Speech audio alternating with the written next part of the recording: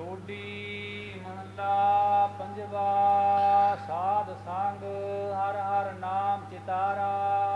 ਧੰਨ ਧੰਨ ਸਤਿਗੁਰੂ ਸ੍ਰੀ ਗੁਰੂ ਅਰਜਨ ਦੇਵ ਸਾਹਿਬ ਜੀ ਮਹਾਰਾਜ ਸ਼ੋ ਪਾਵਨ ਉਪਦੇਸ਼ ਦੀ ਬਖਸ਼ਿਸ਼ ਕਰਦੇ ਹਨ। ਸਾਧ ਸੰਗ ਹਰ ਹਰ ਨਾਮ ਚਿਤਾਰਾ। ਇਹ ਭਾਈ ਅਸੀਂ ਜਨਾਂ ਨੇ ਸਾਧੂਆਂ ਦੀ ਸੰਗਤ ਵਿੱਚ ਮਿਲ ਕੇ ਸਾਰਿਆਂ ਨੂੰ ਹਰੇ ਭਰੇ ਕਰਨ ਵਾਲੇ ਹਰੀ ਪਰਮੇਸ਼ਰ ਦੇ ਅੰਮ੍ਰਿਤ ਨਾਮ ਨੂੰ ਚੇਤੇ ਕੀਤਾ ਹੈ। ਆਨੰਦ ਹੋਵੇ ਦਿਨ ਰਾਤੀ। ਇਸ ਕਰਕੇ ਦਿਨ ਰਾਤ ਸੁਤੇ ਸਿੱਧ ਹੀ ਆਤਮਕ ਆਨੰਦ ਜਾਂ ਬ੍ਰਹਮਾਨੰਦ ਆਨੰਦ ਪ੍ਰਾਪਤ ਹੋ ਰਿਹਾ ਹੈ। ਕਿਉਂਕਿ ਸਾਡਾ ਪੂਰਬਲੇ ਨਿਸ਼ਕਾਮ ਕਰਮਾਂ ਦਾ ਕੋਈ ਚੰਗਾ ਬੀਜ ਪੁੰਗ ਰਿਹਾ। ਭਾਵ ਪੂਰਬਲੇ ਨਿਸ਼ਕਾਮ ਕਰਮ ਰੂਪੀ ਅੰਕੁਰ ਫਲ ਦੇਣ ਲਈ ਸਨਮੁਖ ਹੋਏ ਹਨ। ਸਾਡਾ ਭਲਾ ਕਰਨ ਵਾਸਤੇ ਹਿਰਦੇ ਰੂਪੀ ਸੋ ਧਰਤੀ ਦੇ ਵਿੱਚ ਪ੍ਰੇਮ ਰੂਪੀ ਕੋਮਲ ਉਗ ਪਿਆ ਜਾਗ ਪਿਆ ਹੈ। ਵਿਸ਼ਰਾਮ ਦੇ ਕਰ ਫਰਮਾਨ ਕਰਦੇ ਨੇ। ਪੂਰਾ ਭੇਟਿਓ ਵੱਡ ਭਾਗੀ। ਸੋਰਠ ਮਹੱਲਾ ਪੰਜਵਾ। ਗੁਰ ਪੂਰਾ ਭੇਟਿਓ ਵੱਡ ਭਾਗੀ ਮਨੇ ਭਇਆ ਪਰਗਾਸਾ। ਕੋਈ ਨ ਪਹੁੰਚਣ ਹਾਰਾ ਦੂਜਾ ਆਪਣੇ ਸਾਹਿਬ ਕਾ ਪਰਵਾਸਾ। ਆਪਣੇ ਸਤਿਗੁਰੂ ਕੈ ਬਲਿਹਾਰੈ ਆਗੇ ਸੁਖ ਪਾਸ਼ੈ ਸੁਖ ਸਹਿਜ ਘਰ ਆਨੰਦ ਹਮਾਰੇ। ਇਹ ਵੱਡੇ ਭਾਗਾਂ ਦੇ ਨਾਲ ਜੋ ਪੂਰੇ ਗੁਰੂ ਸਾਹਿਬ ਮਿਲੇ ਹਨ ਸੋ ਉਹਨਾਂ ਦੀ ਕਿਰਪਾ ਹੋਈ ਹੈ।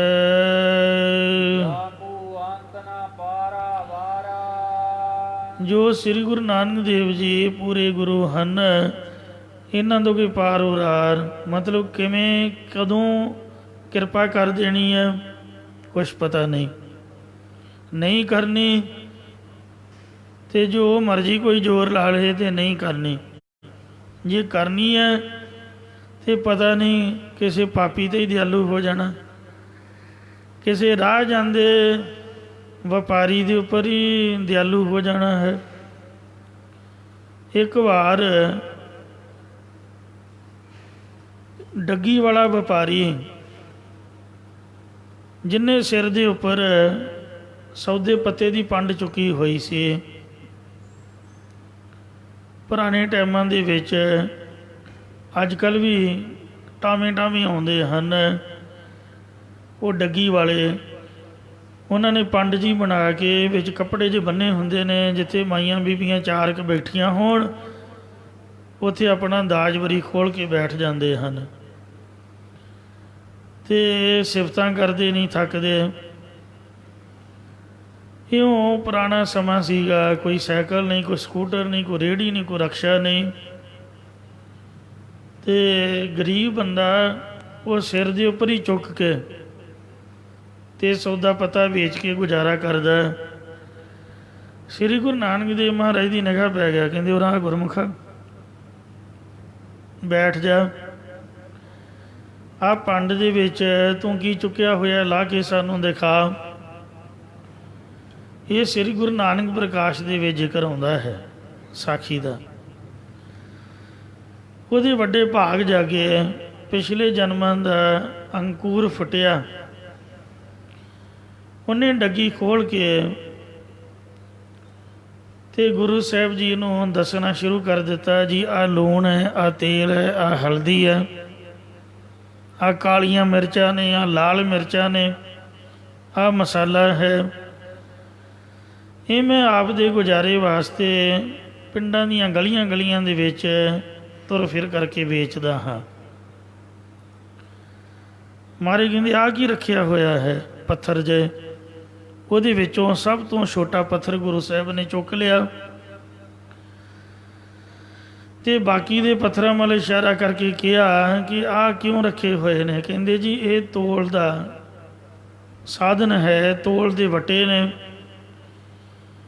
ਕਿਉਂਕਿ ਅੱਜ ਕੱਲ੍ਹ ਵਾਂਗ ਲੋਹੇ ਦੇ ਵੱਟੇ ਨਹੀਂ ਸਨ ਹੁੰਦੇ, ਅਤੇ 1 kg ਜਾਂ 2 kg ਨਹੀਂ ਸੀ ਚੱਲਦਾ। ਪੁਰਾਣੇ ਸਮੇਂ 'ਚ ਸੇਰ, 2 ਸੇਰ, 5 ਸੇਰਾਂ ਦੀ ਇੱਕ ਪੰਸਾਰੀ ਹੁੰਦੀ ਸੀ। ਇੰਝ ਉਹ ਦੱਸਣ ਲੱਗਾ, ਕਹਿੰਦਾ ਮਹਾਰਾਜ ਸੱਚੇ ਪਾਤਸ਼ਾਹ, ਆਹ 1 ਸੇਰ ਦਾ ਵੱਟਾ ਹੈ, ਆਹ 2 ਸੇਰ ਦਾ ਵੱਟਾ ਹੈ, ਅਤੇ ਇੰਨਿਆਂ ਵੱਟਿਆਂ ਨੂੰ ਬਣਾ ਕੇ ਅਤੇ 5 ਸੇਰ ਦੀ ਪੰਸਾਰੀ ਬਣਦੀ ਹੈ। ਜਿਹੜਾ ਆਪ ਜੀ ਦੇ ਕਰ ਕਮਲਾਂ ਦੇ ਵਿੱਚ ਪਕੜਿਆ ਹੋਇਆ ਹੈ, ਇਹ 1 ਪਾਈਆ ਦਾ ਵੱਟਾ ਹੈ। ਸਤਿਗੁਰੂ ਜੀ ਬੜੇ ਵਿਸਮਾਦ ਵਿੱਚ ਆਏ, ਬੜੇ ਵੈਰਾਗ ਦੇ ਵਿੱਚ ਆਏ, ਅਤੇ ਪ੍ਰਭੂ ਦਾ ਧਿਆਨ ਧਾਰ ਕੇ ਉਹਦੀ ਨਿਗਾਹ 'ਚ ਨਿਗਾਹ ਪਾ ਕੇ ਮਹਾਰਾਜ ਨੇ ਇੰਨਾ ਹੀ ਆਖਿਆ, ਕਹਿੰਦੇ ਧੰਨ ਪਾਈਆ ਜਿਹਨੇ ਆਪਣਾ ਨਾਮ ਪਾਈਆ ਰਖਾਇਆ, ਮਤਲਬ ਛੋਟਾ ਰਖਾਇਆ ਹੈ। ਕੋਈ ਵੀ ਇਨਸਾਨ ਹੈ ਉਹ ਵੱਡਾ ਬਣਨ ਦੀ ਕੋਸ਼ਿਸ਼ ਕਰਦਾ ਹੈ। ਮੇਰੇ ਵਰਗੇ ਦੇ ਪੱਲੇ ਭਾਵੇਂ ਕੱਖ ਵੀ ਨਾ ਹੋਏ, ਉਹ ਨਾਂ ਦੇ ਨਾਲ ਬੜੇ ਬੜੇ ਤਖੱਲਸ ਲਗਾਉਂਦਾ ਹੈ, ਬੜੀਆਂ ਬੜੀਆਂ ਡਿਗਰੀਆਂ ਪੜ੍ਹਿਆ, ਭਾਵੇਂ ਇੱਕ ਵੀ ਅੱਖਰ ਨਾ ਹੋਏ। ਅੱਜ ਕੱਲ੍ਹ ਨਵਾਂ ਹੀ ਕੰਮ ਚੱਲਿਆ, ਅਖੇ ਜੀ ਪ੍ਰੋਫੈਸਰ। ਬੱਚਾ ਭਾਵੇਂ ਇੱਕ ਵੀ ਨਾ ਪੜ੍ਹਾਇਆ ਹੋਵੇ, ਫਲਾਣਾ ਪ੍ਰੋਫੈਸਰ ਜੀ। ਅਤੇ ਕਈਆਂ ਨੇ ਡਾਕਟਰ, ਮਤਲਬ 2 ਕਿਤਾਬਾਂ ਪੜ੍ਹ ਕੇ PhD ਦਾ ਸਰਟੀਫਿਕੇਟ ਲੈ ਲਿਆ, ਅਖੇ ਜੀ ਡਾਕਟਰ। ਕਰਨਾ ਤਰਕਬਾਜ਼ੀਆਂ ਵਾਲੀਆਂ ਬਾਤਾਂ, ਸ਼ੰਕੇ ਉਤਪੰਨ ਕਰੀ ਜਾਣੇ। ਸੋ ਐਸੇ ਅੱਜ ਕੱਲ੍ਹ ਦੇ ਪ੍ਰੋਫੈਸਰ ਹਨ, ਉਹ ਭਾਵੇਂ ਜਪਜੀ ਸਾਹਿਬ ਹੀ ਸੁੱਧ ਨਾ ਹੋਵੇ। ਇਉਂ ਹਰੇਕ ਬੰਦਾ ਜਿਹਨੂੰ ਕਹੀਏ ਨਾ ਵੀ ਆਹ ਨਾਮ ਹੈ, ਉਹ ਅਗਲਾ ਪੁੱਛਦਾ ਕਿੱਥੋਂ ਵਾਲੇ। ਉਹ ਜਿੰਨਾ ਚਿਰ ਕਿੱਥੋਂ ਵਾਲੇ ਨਾ ਲਾਈਏ, ਕਹਿੰਦੇ ਵੀ ਇਕੱਲਾ ਨਾਮ ਦਾ ਮਤਲਬ ਕੀ ਹੋਇਆ, ਪ੍ਰਸਿੱਧੀ ਨਹੀਂ ਹੁੰਦੀ, ਮਸ਼ਹੂਰੀ ਨਹੀਂ ਹੁੰਦੀ। ਕਈਆਂ ਦਾ ਤਾਂ ਮੈਂ ਵੇਖਿਆ ਹਿਸਾਬ ਕਿਤਾਬ। ਹੁਣ ਮੈਂ ਵਾਂ ਅੰਮ੍ਰਿਤਸਰ ਦਾ, ਜੇ ਕੋਈ ਇੱਥੇ ਪੁੱਛੂਗਾ ਕਹਿਣਾ ਅੰਮ੍ਰਿਤਸਰ ਵਾਲੇ, ਅਤੇ ਜਦੋਂ ਅੰਮ੍ਰਿਤਸਰ ਚਲੇ ਗਏ ਉਦੋਂ ਕਹਿਣਾ ਸੁਹਾਣੇ ਵਾਲੇ। ਇਹ ਨਵਾਂ ਹੀ ਕੰਮ ਦੁਨੀਆ ਸ਼ੁਰੂ ਕੀਤਾ ਹੋਇਆ ਹੈ। ਉਹ 4 ਕੁ ਦਿਨ ਕਿਤੇ ਡਿਊਟੀ ਕਰ ਲੈਣੀ ਅਤੇ ਕਹਿਣਾ ਸ਼ਿਮਲੇ ਵਾਲੇ, ਕੋਈ ਕਿਤੋਂ ਵਾਲੇ, ਕੋਈ ਕਿਤੋਂ ਵਾਲੇ। ਤੋ ਇੰਝ ਪ੍ਰਸਿੱਧੀ ਦਾ ਇੱਕ ਤਰੀਕਾ ਹੈ। ਬੜੇ ਵੱਡੇ ਆਪਣੇ ਮਗਰ ਤਖੱਲਸ ਲਗਾਉਣੇ। ਕੋਈ ਵੀ ਬੰਦਾ ਛੋਟਾ ਨਾਮ ਪਸੰਦ ਨਹੀਂ ਕਰਦਾ, ਦੁਨੀਆ ਦੇ ਵਿੱਚ ਚੱਲਦਾ ਵੀ ਨਹੀਂ ਹੈ। ਜਿੰਨਾ ਚਿਰ ਵੱਡਾ ਸਾਰਾ ਨਾਂ, ਕੋਈ ਡਿਗਰੀ ਡੁਗਰੀ ਨਾ ਲਾਓ, ਅਗਲੇ ਸੋਚਦੇ ਪਤਾ ਨਹੀਂ ਇਹਨੂੰ ਕੁਛ ਆਉਂਦਾ ਜਾਂਦਾ ਹੈ ਜਾਂ ਨਹੀਂ, ਇਹ ਤਾਂ ਐਵੇਂ ਤੁਰਿਆ ਫਿਰਦਾ ਹੈ। ਗੁਰੂ ਸਾਹਿਬ ਕਹਿਣ ਲੱਗੇ ਧੰਨ ਪਾਈਆ ਜਿਹਨੇ ਆਪਣਾ ਨਾਮ ਛੋਟਾ ਰਖਾਇਆ ਹੈ, ਛੋਟਾ ਬਣਿਆ ਹੈ। ਵੇਖ ਲਓ, ਹੱਥਾਂ ਦੀਆਂ 5 ਉਂਗਲਾਂ ਹੁੰਦੀਆਂ ਨੇ, ਜਿਹੜੀ ਸਭ ਤੋਂ ਛੋਟੀ ਉਂਗਲ ਹੈ, ਲੋਕ ਸੋਨੇ ਦੀ ਮੁੰਦਰੀ ਸਭ ਤੋਂ ਛੋਟੀ ਉਂਗਲ ਵਿੱਚ ਪਾਉਂਦੇ ਹਨ। ਸਰੀਰ ਦੇ ਕਈ ਅੰਗ ਪ੍ਰਤੰਗ ਹਨ, ਪਰ ਪੈਰ ਸਭ ਤੋਂ ਨੀਵੇਂ ਨੇ। ਜਦ ਵੀ ਕੋਈ ਮੱਥਾ ਟੇਕਦਾ ਤਾਂ ਪੈਰਾਂ ਦੇ ਉੱਪਰ ਟੇਕਦਾ ਹੈ। ਕਦੀ ਵੀ ਕਿਸੇ ਮਹਾਂਪੁਰਖ ਨੂੰ ਜਦ ਆਪਾਂ ਮਿਲਣ ਜਾਈਏ, ਉਹਦੇ ਮੱਥੇ ਨੂੰ ਮੱਥਾ ਥੋੜ੍ਹਾ ਟੇਕੀਦਾ, ਉਹਦੇ ਹੱਥਾਂ ਨੂੰ ਮੱਥਾ ਨਹੀਂ ਟੇਕੀਦਾ, ਉਹਦੇ ਪੈਰਾਂ ਨੂੰ ਹੱਥ ਲਾ ਕੇ ਪੈਰਾਂ ਨੂੰ ਮੱਥਾ ਟੇਕੀਦਾ। ਗੋਡੇ ਨੀਵੇਂ ਨੇ, ਉਸ ਦੇ ਗੋਡਿਆਂ ਨੂੰ ਹੱਥ ਲਾ ਕੇ ਮੱਥਾ ਟੇਕੀਦਾ। ਇਉਂ ਪਰਮਾਤਮਾ ਅਕਾਲ ਪੁਰਖ ਵਾਹਿਗੁਰੂ ਦੀ ਕੁਦਰਤ, ਉਸ ਦਾ ਨਿਯਮ ਹੈ ਕਿ ਜਿਹੜਾ ਨਿਮਰਤਾ ਰੱਖਦਾ ਹੈ, ਜਿਹੜਾ ਆਪ ਦੇ ਆਪ ਨੂੰ ਡੁੱਬਿਆ ਮੰਨਦਾ, ਉਹਦੀ ਸਾਰ ਸੰਭਾਲ ਹੁੰਦੀ ਹੈ। ਜਿਹੜਾ ਘਰੋਂ ਹੀ ਸਿੰਘ ਸਾਹਿਬ ਬਣ ਕੇ ਆਇਆ, ਫਿਰ ਮਹਾਰਾਜ ਕਹਿੰਦੇ ਇਹ ਤਾਂ ਪਹਿਲਾਂ ਹੀ ਸਿੰਘ ਸਾਹਿਬ ਹੈ। ਤੇ ਇਸ ਵਾਸਤੇ ਇਹਦੀ ਤਾਂ ਪਹਿਲਾਂ ਹੀ ਚੜ੍ਹਦੀ ਕਲਾ ਉਹਦੇ ਵੱਲ ਭਾਵੇਂ ਵੇਖਣ ਵੀ ਨਾ। ਤੇ ਜਿਹੜਾ ਨਿਮਰਤਾ ਵਾਲਾ ਹੁੰਦਾ ਉਹਦੇ ਤੇ ਕਿਰਪਾ ਪਹਿਲਾਂ ਹੋ ਜਾਂਦੀ ਹੈ।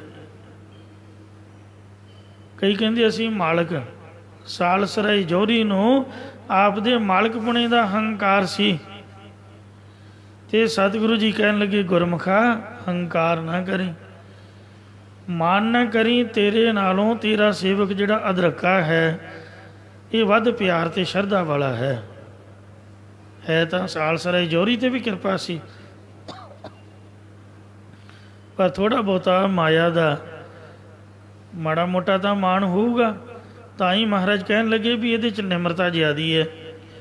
ਇਸ ਲਈ ਮੰਜੀ ਅਸੀਂ ਪਹਿਲਾਂ ਅਦਰਕੇ ਨੂੰ ਦੇਣੀ ਸੀ, ਪਰ ਤੇਰਾ ਮਾਣ ਤੇਰੀ ਵਡਿਆਈ ਦੁਨਿਆਵੀ ਤੌਰ 'ਤੇ ਰੱਖਦੇ ਹਾਂ, ਮੰਜੀ ਪਹਿਲਾਂ ਤੈਨੂੰ ਦਿੰਦੇ ਆ, ਪਰ ਤੂੰ ਆਪ ਤੋਂ ਬਾਅਦ ਆਪ ਦੇ ਕਿਸੇ ਧੀ ਪੁੱਤ ਨੂੰ ਮੰਜੀ 'ਤੇ ਨਹੀਂ ਬਿਠਾਉਣਾ ਹੈ। ਇਹ ਤੇਰਾ ਸੇਵਕ ਅਦਰਕਾ ਮੰਜੀ 'ਤੇ ਬੈਠੇਗਾ। ਤੋ ਇੰਜ ਮਨ ਤੋਂ ਮਤ ਮਾਣ ਕਰੇ, ਜੇ ਹਉ ਕਿਛ ਜਾਣਦਾ ਗੁਰਮੁਖ ਨਿਮਾਣਾ ਹੋ। ਐ ਮੇਰਿਆ ਮਨਾ, ਮਤਾ ਤੂੰ ਮਾਣ ਕਰਕੇ ਮੈਂ ਕੁਛ ਜਾਣਦਾ, ਗੁਰਮੁਖ ਬਣ ਤੇ ਨਿਮਾਣਾ ਬਣ। ਨਿਮਾਣੇ ਮਾਣ ਕਰੇ ਤੁਧ ਭਾਵੈ, ਹੋਰ ਕੀਤੀ ਚੱਖ ਚੱਖ ਆਵੈ ਜਾਵੈ।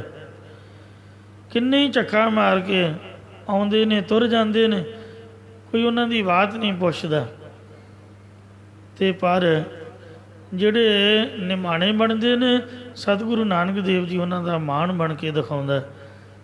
ਸ੍ਰੀ ਗੁਰੂ ਅਮਰਦਾਸ ਮਹਾਰਾਜ ਸੱਚੇ ਪਾਤਸ਼ਾਹ ਬੜੇ ਲੈਂਡ ਲਾਰਡ ਸਨ।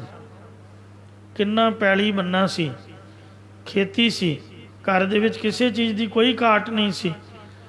ਹਰ 6 ਮਹੀਨੇ ਗੰਗਾ ਦੀ ਯਾਤਰਾ ਜਾਂਦੇ, ਪਰ ਆਪਣਾ ਸਭ ਕੁਝ ਹੀ ਛੱਡ ਕੇ ਨਿਮਰਤਾ ਵਿੱਚ ਗੁਰੂ ਘਰ ਦੇ ਸੇਵਕ ਬਣੇ। ਇੱਕ ਟੁੱਟੀ ਜਿਹੀ ਜਲਾਈ ਨੇ ਸਤਿਗੁਰੂ ਜੀ ਤੋਂ ਪੁੱਠਾ ਨਾਮ ਲਿਆ। ਕਲਗੀਧਰ ਮਹਾਰਾਜ ਜੀ ਨੇ ਮਰਿਆਦਾ ਬੰਨ੍ਹ ਦਿੱਤੀ ਹੈ ਵੀ ਛੋਟਾ ਜਿਹਾ ਭੁਚੰਗੀ ਵੀ ਹੋਵੇ। ਤੁਸੀਂ ਵੇਖਿਆ ਹੋਊਗਾ ਨਿਆਣੇ ਸਾਡੇ ਬੜਾ ਪੁੱਠਾ ਤੇ ਕੁਰਖਾ ਬੋਲਦੇ ਨੇ, ਆਮ ਹੀ ਬੋਲੀ ਹੈ। ਉਹ ਸਾਡਾ ਬੁੜਾ ਤੁਰਿਆ ਜਾਂਦਾ, ਉਹ ਸਾਡਾ ਬੁੜਾ, ਉਹ ਸਾਡੀ ਮਾਈ। ਕਾਰਨ ਕੀ ਹੈ? ਵੀ ਆਪਾਂ ਉਹਨਾਂ ਨੂੰ ਸਿਖਾਇਆ ਹੀ ਨਹੀਂ। ਓਏ ਇੱਧਰ ਆ, ਉਹ ਬੱਚਾ ਵੀ ਕਹੂਗਾ ਓਏ ਬੁੜਿਆ। ਜੇ ਆਪਾਂ ਸਤਿਕਾਰ ਨਾਲ ਬੱਚੇ ਨੂੰ ਜੀ ਕਰਕੇ ਸਿੰਘ ਨਾਮ ਦੇ ਨਾਲ ਬੁਲਾਵਾਂਗੇ, ਇਹ ਭਾਈ ਅਜੈ ਸਿੰਘ ਜੀ ਇੱਧਰ ਆਓ, ਹੈ ਭਾਵੇਂ ਨਿਆਣਾ ਛੋਟਾ ਜਿਹਾ,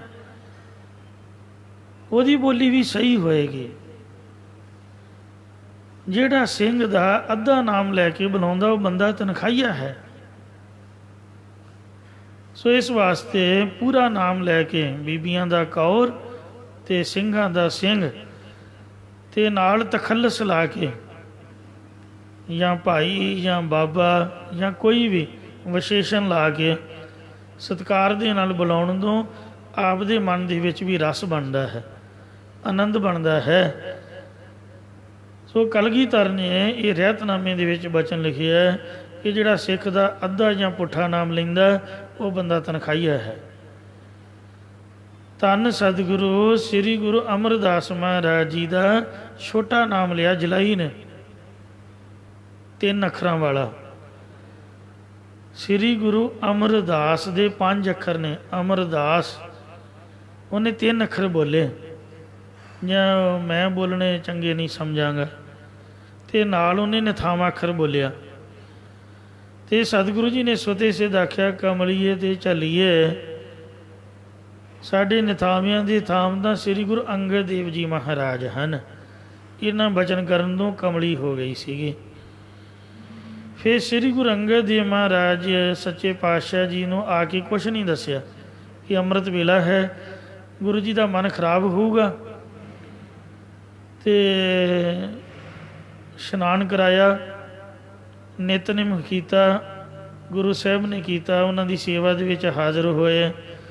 ਦਿਨ ਚੜ੍ਹਿਆ, ਦੀਵਾਨ ਲੱਗਾ ਸੀਗਾ, ਉਹ ਜਲਾਇਆ।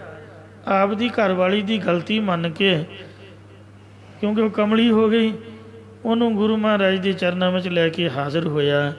ਕਹਿਣ ਲੱਗਾ, ਹੇ ਸ੍ਰੀ ਗੁਰੂ ਅੰਗਦ ਦੇਵ ਸੱਚੇ ਪਾਤਸ਼ਾਹ, ਹੇ ਤਪਾ ਜੀ, ਆਪ ਦੇ ਸੇਵਕ ਨੇ ਬਚਨ ਕਰ ਦਿੱਤਾ ਹੈ, ਉਹ ਬਚਨ ਤੋਂ ਇਹ ਕਮਲੀ ਹੋ ਗਈ ਹੈ। ਗੁਰੂ ਸਾਹਿਬ ਕਹਿਣ ਲੱਗੇ ਕੀ ਹੋਇਆ?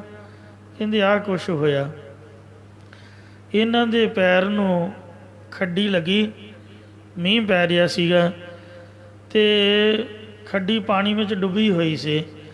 ਇਹਨਾਂ ਨੂੰ ਪਤਾ ਨਹੀਂ ਚੱਲਿਆ, ਜਦ ਪੈਰ ਅੜਨ ਤੋਂ ਇਹ ਡਿੱਗੇ, ਡਿੱਗਣ ਤੋਂ ਖੜਕਾ ਆਇਆ। ਉਹ ਕਿਤੇ ਬਾਰੀ 'ਚ ਬਾਹਰ ਨੂੰ ਦੇਖ ਰਹੀ ਸੀ, ਖੱਡੀਆਂ ਵੱਲ ਧਿਆਨ ਸੀ ਉਹਦਾ, ਅਤੇ ਇੱਕਦਮ ਬਿਜਲੀ ਚਮਕੀ। ਬਿਜਲੀ ਦੇ ਚਮਕਾਰੇ ਤੋਂ ਗੁਰੂ ਅਮਰਦਾਸ ਮਹਾਰਾਜ ਦੇ ਦਰਸ਼ਨ ਇਹਨੂੰ ਹੋ ਵੀ ਗਏ। ਇਹਨੇ ਦੇਖਿਆ ਕਿ ਗੁਰੂ ਅਮਰਦਾਸ ਮਹਾਰਾਜ ਨੇ, ਪਰ ਫਿਰ ਵੀ ਇਹਨੇ ਪੁੱਠਾ ਬੋਲਿਆ, ਜਾਣ ਬੁੱਝ ਕੇ ਮਸ਼ਕਰੀ ਕੀਤੀ। ਸੰਤਾਂ ਸੇਤੀ ਮਸ਼ਕਰੀ, ਕੁਲ ਡੋਬਣ ਕੀ ਰੀਤ, ਭਾਗਵਾਨ ਸੇਵਾ ਕਰਨ, ਹੁਜਤਾਂ ਕਰਨ ਪਲੀਤ। ਕਿਸੇ ਵੀ ਮਹਾਂਪੁਰਖ ਨੂੰ ਮਖੌਲ ਕਰਨਾ, ਮਸ਼ਕਰੀ ਕਰਨੀ, ਇਹ ਸਮਝ ਲਓ ਵੀ ਆਪਣੀ ਕੁਲ ਡੋਬਣ ਦੀ ਗੱਲ ਹੋ ਗਈ। ਤੋ ਮਹਾਰਾਜ ਇਹਦੀ ਗਲਤੀ ਹੈ, ਇਹ ਤਾਂ ਹੁਣ ਕਮਲੀ ਹੋ ਗਈ, ਮੈਂ ਇਹਦੇ ਵੱਲੋਂ ਮਾਫੀ ਮੰਗਦਾ ਜੀ, ਇਹਦੇ ਸਿਰ 'ਤੇ ਹੱਥ ਰੱਖੋ। ਸਤਿਗੁਰੂ ਜੀ ਦੇ ਚਰਨੀ ਪਾਇਆ, ਉਹਨੂੰ ਫੜ ਫੁੜ ਕੇ ਆਖਿਆ ਵੀ ਮੱਥਾ ਟੇਕ, ਨੱਕ ਰਗੜ ਤੇ ਮਾਫੀ ਮੰਗ। ਉਹ ਕਿੱਥੇ ਸਹੀ ਹੋਏ ਜੀ, ਹੋਰ ਹੀ ਤਰ੍ਹਾਂ ਬੋਲੀ ਜਾਏ। ਮਹਾਰਾਜ ਆਪ ਦੇ ਸੇਵਕ ਨੇ ਇਹ ਬਚਨ ਕੀਤਾ, ਇਹ ਕਮਲੀਏ ਚੱਲੀਏ, ਸਾਡੇ ਤਾਂ ਨਿਥਾਵਿਆਂ ਦੇ ਤਾਂ ਗੁਰੂ ਅੰਗਦ ਦੇਵ ਮਹਾਰਾਜ ਹਨ। ਸੱਚੇ ਪਾਤਸ਼ਾਹ ਜੀ ਨੇ ਸ੍ਰੀ ਗੁਰੂ ਅਮਰਦਾਸ ਮਹਾਰਾਜ ਨੂੰ ਬੁਲਾਇਆ, ਕਹਿੰਦੇ ਹੇ ਗੁਰੂ ਸਾਹਿਬ, ਸੋ ਆਪ ਦੇ ਉੱਪਰ ਵਾਹਿਗੁਰੂ ਦੀ ਕਿਰਪਾ ਹੋ ਗਈ ਹੈ, ਆਪ ਦੀ ਰਸਨਾ ਦੇ ਵਿੱਚੋਂ ਨਿਕਲਿਆ ਬਚਨ ਪੂਰਾ ਹੋਣ ਲੱਗ ਪਿਆ। ਇਸੇ ਤਰ੍ਹਾਂ ਹੀ ਹੋਇਆ, ਤੁਸੀਂ ਸਾਨੂੰ ਦੱਸਿਆ ਨਹੀਂ। ਕਹਿੰਦੇ ਮਹਾਰਾਜ ਆਪ ਦਾ ਮਨ ਖਰਾਬ ਨਾ ਹੋਏ, ਨਿਤਨੇਮ ਦੇ ਵਿੱਚ ਵਿਘਨ ਨਾ ਪਏ, ਅੰਮ੍ਰਿਤ ਵੇਲਾ ਸੱਚ ਨਾਉ ਵਡਿਆਈ ਵਿਚਾਰ। ਅੰਮ੍ਰਿਤ ਵੇਲਾ ਸੱਚੇ ਨਾਮ ਜਪਣ ਦਾ, ਵਾਹਿਗੁਰੂ ਦੀਆਂ ਵਡਿਆਈਆਂ ਵਿਚਾਰਨ ਦਾ ਸਮਾਂ ਜਾਣ ਕੇ ਮੈਂ ਨਿੰਦਿਆ ਚੁਗਲੀ ਜਾਂ ਝਗੜੇ ਵਾਲਾ ਬਚਨ ਆਪ ਦੇ ਕੰਨੀ ਨਹੀਂ ਪਾਇਆ। ਧੰਨ ਗੁਰੂ ਅੰਗਦ ਦੇਵ ਮਹਾਰਾਜ ਇੰਨੇ ਖੁਸ਼ ਹੋਏ, ਇੰਨੇ ਖੁਸ਼ ਹੋਏ, ਆਖਿਆ ਧੰਨ ਹੋ ਤੁਸੀਂ ਜਿਨ੍ਹਾਂ ਸੇਵਾ ਕਰਕੇ ਸਾਡੇ ਮਨ ਨੂੰ ਜਿੱਤ ਲਿਆ ਹੈ। ਸਤਿਗੁਰੂ ਜੀ ਨੇ 12 ਵਰ ਦਿੱਤੇ, 12, ਉਹ 12 ਦੇ 12 ਵਰ ਹੀ ਜਿੱਥੇ ਗੁਰਦੁਆਰਾ ਮੱਲ ਅਖਾੜਾ ਸਾਹਿਬ ਹੈ, ਕਿਤੇ ਖਡੂਰ ਸਾਹਿਬ ਜਾਇਓ, ਇੱਕ ਖੱਡੀ ਸਾਹਿਬ ਗੁਰਦੁਆਰਾ ਜਿੱਥੇ ਚਰਨਾਂ ਨਾਲ ਖੱਡੀ ਅੜ ਕੇ ਅਤੇ ਗੁਰੂ ਸਾਹਿਬ ਜੀ ਡਿੱਗੇ ਸਨ, ਉਹਦੇ ਨਾਲ ਹੀ ਬਗਲ ਦੇ ਵਿੱਚ ਗੁਰਦੁਆਰਾ ਮੱਲ ਅਖਾੜਾ ਸਾਹਿਬ ਹੈ। ਉਸ ਦੇ ਗੇਟ ਦੇ ਉੱਪਰ 12 ਵਰ ਲਿਖੇ ਹੋਏ ਨੇ, ਨਿਮਾਣਿਆਂ ਦੇ ਮਾਣ। ਇਹ ਸ੍ਰੀ ਗੁਰੂ ਅਮਰਦਾਸ ਮਹਾਰਾਜ, ਤੁਸੀਂ ਨਿਮਾਣਿਆਂ ਦੇ ਮਾਣ ਹੋ, ਨਿਤਾਣਿਆਂ ਦੇ ਤਾਣ, ਨਿਉਟਿਆਂ ਦੀ ਓਟ, ਨਿਗਤੀਆਂ ਦੀ ਗਤ, ਨਿਪੱਤਿਆਂ ਦੀ ਪੱਤ, ਨਿਤਰਿਆਂ ਦੀ ਧਿਰ, ਸੋ ਨਿਥਾਵਿਆਂ ਦੇ ਥਾਮ। ਇਹ ਮਹਾਰਾਜ ਨੇ ਲਗਾਤਾਰ ਬਖਸ਼ਿਸ਼ਾਂ ਦੇ 12 ਵਰ ਦਿੱਤੇ। ਆਖਿਆ ਬਾਬਾ ਬੁੱਢਾ ਸਾਹਿਬ ਜੀ, ਤੁਹਾਡੀ ਕੀ ਸਲਾਹ ਹੈ? ਇਹ ਗੁਰਤਾ ਗੱਦੀ ਦੇ ਯੋਗ ਹਨ? ਕਹਿੰਦੇ ਹਾਂ ਮਹਾਰਾਜ, ਤੁਹਾਡੇ ਸਾਹਮਣੇ ਸਭ ਕੁਛ ਹੈ। ਕਹਿੰਦੇ ਜਾਓ ਇਹਨਾਂ ਦਾ ਕੇਸੀ ਇਸ਼ਨਾਨ ਕਰਾਓ, ਦਹੀਂ ਲੈ ਲਓ ਅਤੇ ਦਹੀਂ ਦੇ ਨਾਲ ਮਲ ਮਲ ਕੇ ਇਹਨਾਂ ਦਾ ਕੇਸੀ ਇਸ਼ਨਾਨ ਕਰਾਓ। ਜਿਹੜੀਆਂ ਦਸਤਾਰਾਂ ਇਹਨਾਂ ਬੰਨੀਆਂ ਹੋਈਆਂ ਨੇ, ਦਸਤਾਰਾਂ ਉਤਾਰ ਦਿਓ। 12 ਸਾਲ ਲਗਾਤਾਰ ਗੁਰੂ ਸਾਹਿਬ ਨੇ ਗੁਰੂ ਦੀਆਂ ਗਾਗਰਾਂ ਢੋਈਆਂ। ਅੰਮ੍ਰਿਤ ਵੇਲੇ ਇਸ਼ਨਾਨ ਕਰਾ ਕੇ ਫਿਰ ਲੰਗਰ ਦੇ ਵਿੱਚ ਪਾਣੀ ਦੀ ਘਾਟ ਨਾ ਆਉਣ ਦਿੰਦੇ। ਸਾਧ ਸੰਗਤ ਜੀਓ, 1 ਸਾਲ ਬਾਅਦ ਸ੍ਰੀ ਗੁਰੂ ਅੰਗਦ ਦੇਵ ਜੀ ਸਿਰੋਂ ਪਾਓ ਦਿੰਦੇ ਸ੍ਰੀ ਗੁਰੂ ਅਮਰਦਾਸ ਜੀ ਮਹਾਰਾਜ ਨੂੰ, ਅਤੇ ਸੱਚੇ ਪਾਤਸ਼ਾਹ ਸਿਰੋਪਾ ਜਾਣਗੇ। ਉਹ ਮੇਰੇ ਵਰਗੇ ਇੱਥੋਂ ਲੈਂਦੇ ਨੇ, ਉੱਥੇ ਜਾ ਕੇ ਸੁੱਟ ਦਿੰਦੇ ਨੇ।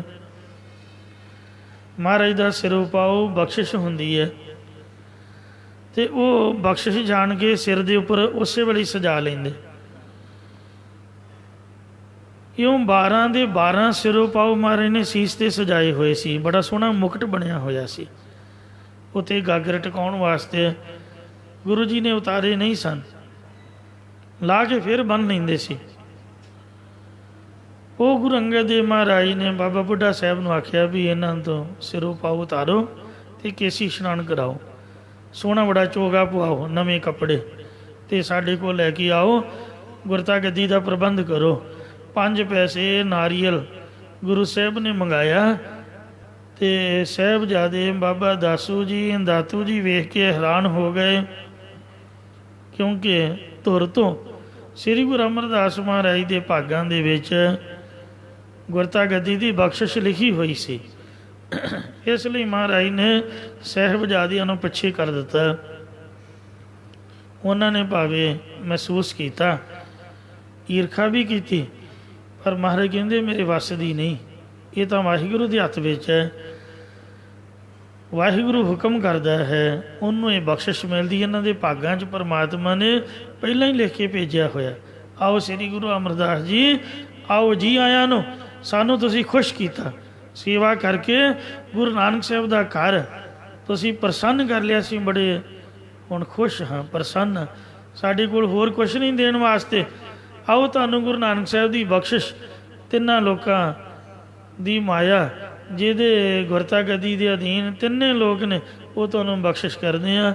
ਆਪ ਮਹਾਰਾਜ ਉੱਠੇ, ਸ੍ਰੀ ਗੁਰੂ ਅਮਰਦਾਸ ਜੀ ਨੂੰ ਆਪਦੇ ਸਿੰਘਾਸਨ 'ਤੇ ਬਿਠਾਇਆ, 5 ਪੈਸੇ ਨਾਰੀਅਲ ਭੇਟਾ ਕਰਕੇ ਅਤੇ 3 ਪਰਿਕਰਮਾ ਕਰਕੇ ਮੱਥਾ ਟੇਕਿਆ, 12 ਵਰ ਦੇ ਕੇ ਨਿਵਾਜਿਆ।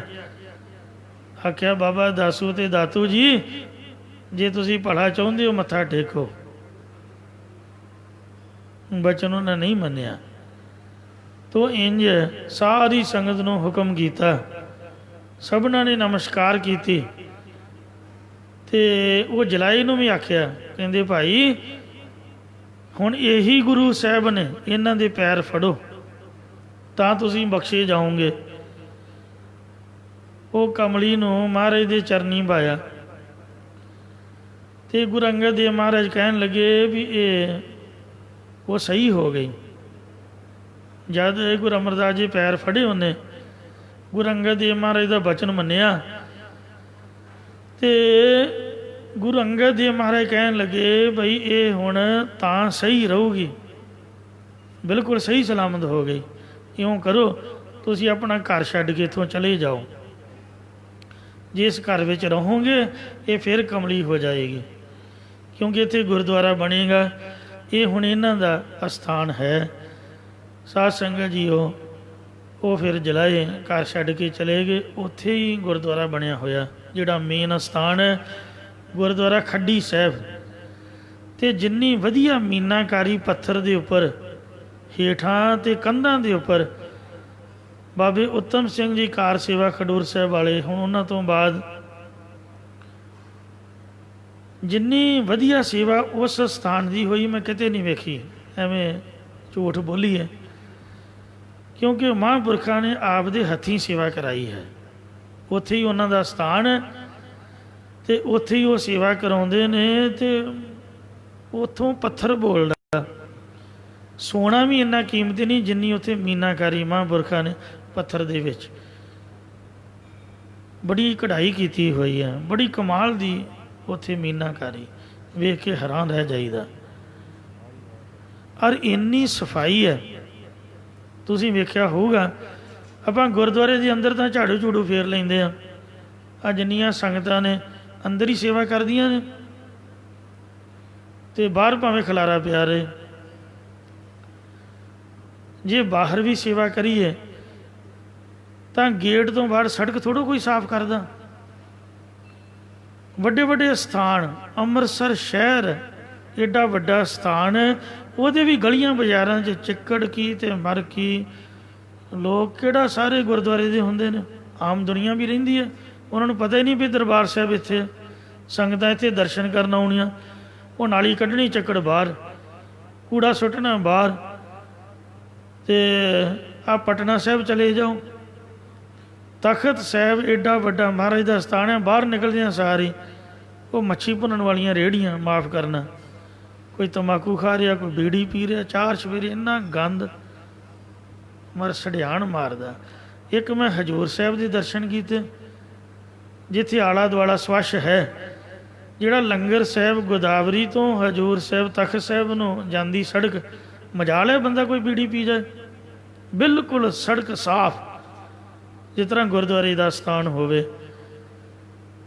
ਤੇ ਕੋਈ ਉੱਥੇ ਬੀੜੀ ਸਿਗਰਟ ਤੰਬਾਕੂ ਕੋਈ ਕੂੜਾ ਕਰਕਟ ਨਹੀਂ, ਬਿਲਕੁਲ ਸੜਕ ਸਾਫ, ਭਾਵੇਂ ਨੰਗੇ ਪੈਰੀਂ ਚਲੇ ਜਾਓ, ਇੰਨੀ ਸਫਾਈ ਹੈ। ਤੇ ਜਾਂ ਖਡੂਰ ਸਾਹਿਬ ਦੇ ਦਰਸ਼ਨ ਕਰਿਓ। ਉਹਨਾਂ ਮਹਾਂਪੁਰਖਾਂ ਨੇ ਜਿੰਨੀਆਂ ਵੀ ਖਡੂਰ ਸਾਹਿਬ ਨੂੰ ਸੜਕਾਂ ਜਾਂਦੀਆਂ, ਸਾਰੀਆਂ ਸੜਕਾਂ ਨੂੰ ਸਾਫ਼ ਕਰਕੇ ਉਹਦੇ ਆਲੇ ਦੁਆਲੇ ਦਰਖਤ ਲਗਾਏ ਹੋਏ ਹਨ ਔਰ ਬਕਾਇਦਾ ਉਹਦੀ ਕੇਅਰ ਕਰਦੇ ਹਨ। ਇੱਕ ਬੱਚਿਆਂ ਨੂੰ ਪੜ੍ਹਾਉਣ ਵਾਸਤੇ ਫ੍ਰੀ ਸਕੂਲ ਖੋਲ੍ਹਿਆ ਹੋਇਆ, ਇੱਕ ਕਾਲਜ ਖੋਲ੍ਹਿਆ ਹੋਇਆ ਹੈ, ਨਾਲ ਨਾਲ ਗੁਰਮਤਿ ਦੀ ਵਿੱਦਿਆ ਪੜ੍ਹਾਈ, ਅਤੇ ਬੜੀ ਚੜ੍ਹਦੀ ਕਲਾ ਹੈ ਉਸ ਸਥਾਨ ਦੀ। ਕਿਤੇ ਟਾਈਮ ਮਿਲਿਆ ਤਾਂ ਦਰਸ਼ਨ ਕਰਕੇ ਆਇਓ। ਇੰਝ ਉਹ ਡੱਗੀ ਵਾਲੇ ਵਪਾਰੀ ਨੂੰ ਮਹਾਰਾਜ ਕਹਿਣ ਲੱਗੇ, ਭਾਈ ਤੇਰੇ 'ਚ ਵਾਹਿਗੁਰੂ ਆ ਜਿਹੜਾ ਤੇਰਾ ਵੱਟਾ ਹੈ, ਪਾਈਆ ਦਾ ਵੱਟਾ, ਇਹ ਧਨ ਹੈ। ਜਿਹਨੇ ਆਪਣਾ ਨਾਮ ਛੋਟਾ ਰਖਾਇਆ, ਨਾਲ ਅੱਖਾਂ 'ਚ ਅੱਖਾਂ ਪਾਈਆਂ, ਉਹਨੂੰ ਮਹਿਸੂਸ ਹੋਇਆ ਵੀ ਸਤਿਗੁਰੂ ਨਾਨਕ ਦੇਵ ਮਹਾਰਾਜ ਖੁਦ ਪਾਰ ਬ੍ਰਹਮ ਪਰਮੇਸ਼ਰ ਦਾ ਅਵਤਾਰ ਹਨ। ਅਪਰੰਪਰ ਪਾਰ ਬ੍ਰਹਮ ਪਰਮੇਸ਼ਰ ਨਾਨਕ ਗੁਰ ਮਿਲਿਆ ਸੋਈ ਜੀਓ। ਇੱਕਦਮ ਉਹਦੇ ਕਪਾਟ ਖੁੱਲ੍ਹ ਗਏ ਅਤੇ ਉਹਨੂੰ ਮਹਿਸੂਸ ਹੋਇਆ ਕਿ ਮੇਰੇ ਅੱਗੇ ਭਗਵਾਨ ਖੜ੍ਹਾ ਹੈ। ਉਹਨੇ ਉਸੇ ਵਕਤ ਹੀ ਸਭ ਕੁਝ ਛੱਡ ਕੇ, ਮੈਂ ਸਭ ਕੁਝ ਛੋੜ ਪ੍ਰਭ ਤੋਂ ਹੀ ਤੇ ਆਇਆ, ਸਤਿਗੁਰੂ ਜੀ ਦੇ ਚਰਨ ਪਕੜ ਲਏ। ਚਰਨਾਂ 'ਤੇ ਜਿਉਂ ਹੀ ਮੱਥਾ ਰੱਖਿਆ ਅਤੇ ਮਹਾਰਾਜ ਨੇ ਸਿਰ 'ਤੇ ਹੱਥ ਰੱਖ ਕੇ ਉਹਦੇ ਆਸਾ ਅੰਦੇਸਾ ਦੋਏ ਪੱਤ ਜਿਹੜੇ ਅਗਿਆਨ ਦੇ ਪੜਦੇ ਸੀ ਉਹਨੂੰ ਪਾੜ ਕੇ ਤਖਤੇ ਖੋਲ੍ਹ ਕੇ ਬ੍ਰਹਮ ਗਿਆਨ ਦਾ ਚਾਨਣ ਕਰਾ ਦਿੱਤਾ। ਇੰਨੀ ਜਲਦੀ ਕਥਾ ਕਰਦਿਆਂ ਤਾਂ ਮੈਨੂੰ ਟਾਈਮ ਲੱਗ ਗਿਆ, ਪਰ ਕਿਰਪਾ ਮਹਾਰਾਜ ਨੇ ਸਕਿੰਟ 'ਚ ਹੀ ਕਰਤੀ। ਬੋਲਣ ਲੱਗਿਆ ਚਿਰ ਲੱਗਾ ਹੈ, ਪਰ ਬੋਲਣ ਤੋਂ ਪਹਿਲਾਂ ਹੀ ਮਹਾਰਾਜ ਨੇ ਕਿਰਪਾ ਕਰ ਦਿੱਤੀ। ਭਾਈ ਬਾਲਾ ਜੀ ਵੇਖ ਕੇ ਹੈਰਾਨ ਰਹਿ ਗਏ। ਉਹਨਾਂ ਬੇਨਤੀ ਕੀਤੀ, ਸੱਚੇ ਪਾਤਸ਼ਾਹ, ਇਨ ਵਪਾਰੀ ਤਤਸ਼ਨ ਪਾਈ। ਸ੍ਰੀ ਗੁਰੂ ਨਾਨਕ ਪ੍ਰਕਾਸ਼ 'ਚ ਕਵੀ ਸੰਤੋਖ ਸਿੰਘ ਜੀ ਨੇ ਬਚਨ ਲਿਖਿਆ, ਇਨ ਵਪਾਰੀ ਤਤਸ਼ਨ ਪਾਈ, ਕਛ ਚਿਰ ਘਾਲ ਨਾ ਸੇਵਕ ਮਾਈ। ਮਹਾਰਾਜ ਇਸ ਵਪਾਰੀ ਨੇ ਨਾ ਤਾਂ ਕੋਈ ਸੇਵਾ ਕੀਤੀ, ਨਾ ਕੋਈ ਸਿਮਰਨ ਕੀਤਾ, ਅਤੇ ਨਾ ਹੀ ਗੁਰਦੁਆਰੇ ਆਇਆ। ਆਪਾਂ ਵੇਖੋ ਸਾਰੀ ਉਮਰ ਹਾਜ਼ਰੀ ਭਰਦੇ ਹਾਂ, ਸੇਵਾ ਕਰਦੇ ਹਾਂ, ਬੜੇ ਚੰਗੇ ਬਣਨ ਦੀ ਕੋਸ਼ਿਸ਼ ਕਰਦੇ ਹਾਂ, ਫਿਰ ਵੀ ਗੁਰੂ ਨਾਨਕ ਸਾਹਿਬ ਸਾਡੇ 'ਤੇ ਤਰੁੱਠਦਾ ਨਹੀਂ। ਪਤਾ ਨਹੀਂ ਆਪਾਂ ਕਿਹੜੇ ਕਰਮ ਇਹੋ ਜਿਹੇ ਕੀਤੇ ਨੇ। ਅਤੇ ਮਹਾਰਾਜ ਇਹ ਵਪਾਰੀ ਨੇ ਝਾਟੀ ਆਪ ਤੋਂ ਬਖਸ਼ਿਸ਼ ਲੈ ਲਈ। ਨਾ ਤੁਸੀਂ ਇਹ ਤੋਂ ਸੇਵਾ ਨਾ ਸਿਮਰਨ ਕਰਾਇਆ, ਕੋਈ ਨਿਤਨੇਮ ਨਹੀਂ, ਕੋਈ ਭਜਨ ਬੰਦਗੀ ਨਹੀਂ। ਇੰਨੀ ਜਲਦੀ ਕਿਵੇਂ ਕਿਰਪਾ ਕਰ ਦਿੱਤੀ। ਸਤਿਗੁਰੂ ਜੀ ਕਹਿੰਦੇ, ਹੇ ਭਾਈ ਬਾਲਾ ਜੀ, ਜਿਵੇਂ ਦੀਵਾ ਵੀ ਤਿਆਰ ਹੋਵੇ, ਉਹਦੇ ਵਿੱਚ ਤੇਲ ਵੀ ਪਾਇਆ ਹੋਵੇ, ਵੱਟੀ ਵੀ ਵੱਟ ਕੇ ਪਾਈ ਹੋਵੇ, ਕੇਵਲ ਤੀਲੀ ਲਾਉਣ ਦੀ ਦੇਰ ਹੁੰਦੀ ਹੈ ਅਤੇ ਉਹ ਦੀਵਾ ਪ੍ਰਕਾਸ਼ਮਾਨ ਹੋ ਕੇ ਚਾਨਣ ਫੈਲਾ ਦਿੰਦਾ। ਇਉਂ ਦੀਵਾ ਤੇਲ ਅਤੇ ਵੱਟੀ ਦੀ ਤਰ੍ਹਾਂ ਇਹਦੀ ਭਗਤੀ ਪੁਰਾਣੇ ਜਨਮਾਂ ਦੀ ਸੰਪੂਰਨ ਹੋਈ ਸੀਗੀ, ਪਰ ਇਹਨੂੰ ਅੱਜ ਤੱਕ ਕੋਈ ਬੁਰਾ ਗੁਰੂ ਨਹੀਂ ਸੀ ਮਿਲਿਆ। ਬਿਨ ਗੁਰ ਪੂਰੇ ਨਾਹੀ ਉਧਾਰ, ਬਾਬਾ ਨਾਨਕ ਆਖੈ ਇਹੋ ਵਿਚਾਰ। ਇਹ ਬਾਬੇ ਗੁਰੂ ਨਾਨਕ ਸਾਹਿਬ ਦੀ ਵਿਚਾਰ ਜੇ ਕਿ ਘਰ ਬੈਠਾ ਬੰਦਾ ਜਿੰਨੀ ਮਰਜ਼ੀ ਬਾਣੀ ਪੜ੍ਹ ਲਏ, ਜਿੰਨੀ ਮਰਜ਼ੀ ਭਗਤੀ ਕਰ ਲਏ, ਜਿੰਨਾ ਮਰਜ਼ੀ ਰਾਮ ਰਾਮ ਕਰ ਲਏ, ਜਿੰਨਾ ਚਿਰ ਗੁਰਦੁਆਰੇ ਨਹੀਂ ਆਊਗਾ, ਸਤਿਗੁਰੂ ਜੀ ਨੂੰ ਅੰਮ੍ਰਿਤ ਛਕ ਕੇ ਧਾਰਨ ਨਹੀਂ ਕਰੇਗਾ, ਗੁਰੂ ਤੋਂ ਬਗੈਰ ਗਤੀ ਨਹੀਂ ਜੇ ਹੋਣੀ। ਲੋਕਾਂ ਦੀ ਕਹਾਵਤ ਹੈ, ਕਹਿੰਦੇ ਗੁਰੂ ਬਿਨਾਂ ਗਤ ਨਹੀਂ ਅਤੇ ਸ਼ਾਹ ਬਿਨਾਂ ਪਤ ਨਹੀਂ। ਜਿਸ ਜੱਟ ਦਾ ਸ਼ਾਹ ਨਹੀਂ, ਉਹ ਜੱਟ ਕਾਹਦਾ। ਹੁਣ ਸਾਨੂੰ ਹੁਣੇ ਲੋੜ ਪੈ ਜੇ, ਆੜਤੀਆ ਹੀ ਨਹੀਂ ਹੈ ਸਾਡਾ, ਬੰਦਾ ਵੀ ਮੰਗਦਾ ਫਿਰੂਗਾ ਪਿੰਡ 'ਚ, ਚੰਗਾ ਥੋੜ੍ਹਾ ਲੱਗਦਾ। ਸ਼ਾਹੂਕਾਰ ਵੀ ਤਗੜਾ ਹੋਣਾ ਚਾਹੀਦਾ, ਜਿਹੜਾ ਨਾ ਪੁੱਛੇ ਨਾ ਦੱਸੇ, ਜਿੰਨਾ ਮੰਗਿਆ ਓਨਾ ਹੀ ਫੜਾ ਦੇ, ਪਤਾ ਹੈ ਵੀ ਇਹਨੇ ਕਰਜ਼ਾ ਉਤਾਰ ਦੇਣਾ। ਅਤੇ ਇਸ ਵਾਸਤੇ ਜੱਟ ਦੀ ਇੱਜ਼ਤ ਸ਼ਾਹ ਤੋਂ ਬਗੈਰ ਨਹੀਂ ਹੈ, ਅਤੇ ਸਿੱਖ ਦੀ ਜਿਹੜੀ ਪੱਤ ਹੈ, ਇੱਜ਼ਤ ਹੈ, ਉਹ ਗੁਰੂ ਤੋਂ ਬਗੈਰ ਨਹੀਂ ਜੀ। ਜਿੰਨਾ ਮਰਜ਼ੀ ਕੋਈ ਚੰਗਾ ਬਣੇ, ਪਰ ਜੇ ਉਹਨੇ ਅੰਮ੍ਰਿਤ ਨਹੀਂ ਛਕਿਆ, ਗੁਰੂ ਨਾਨਕ ਸਾਹਿਬ ਨੂੰ ਗੁਰੂ ਨਹੀਂ ਤਾਰਿਆ, ਤਾਂ ਬਣਿਆ ਫਿਰੇ ਚੰਗਾ। ਗੁਰ ਬਿਨ ਘੋਰ ਅੰਧਾਰ, ਗੁਰੂ ਬਿਨ ਸਮਝ ਨਾ ਆਵੈ, ਗੁਰ ਬਿਨ ਸੁਰਤ ਨਾ ਸਿੱਧ, ਗੁਰੂ ਬਿਨ ਮੁਕਤ ਨਾ ਪਾਵੈ। ਇਸ ਲਈ ਗੁਰ ਕਰ ਸੱਚ ਵਿਚਾਰ, ਗੁਰੂ ਕਰ ਰੇ ਮਨ ਮੇਰੇ। ਗੁਰ ਕਰ ਸ਼ਬਦ ਸਪੁੰਨ ਅਗਨ ਕੱਟੈ ਸਭ ਤੇਰੇ। ਗੁਰ ਨੈਣ ਬੈਣ ਗੁਰ ਗੁਰ ਕਰੋ ਗੁਰੂ ਸਤ ਕਵ ਨ ਲਕਹਿ। ਜਿਨ ਗੁਰੂ ਨਾ ਦੇਖਿਓ ਨਹੁ ਕੀਓ ਤੇ ਅਕਿਆਤ ਸੰਸਾਰ ਮੈਂ। ਗੁਰੂ ਗੁਰੂ ਗੁਰ ਕਰ ਮਨ ਮੋਰ ਗੁਰੂ ਬਿਨਾ ਮੈਂ ਨਾਹੀ ਹੋਰ। ਗਿਆਨ ਧਿਆਨ ਕਿਛ ਕਰਮ ਨ ਜਾਣ ਸਾਰ ਨ ਜਾਣ ਤੇਰੀ। ਸਭ ਤੇ ਵੱਡਾ ਸਤਿਗੁਰ ਨਾਨਕ ਜਿਨ ਕਲ ਰਾਖੀ ਮੇਰੀ। ਬਲਿਹਾਰੀ ਗੁਰ ਆਪਣੇ ਦਿਉਹਾੜੀ ਸਦਵਾਰ।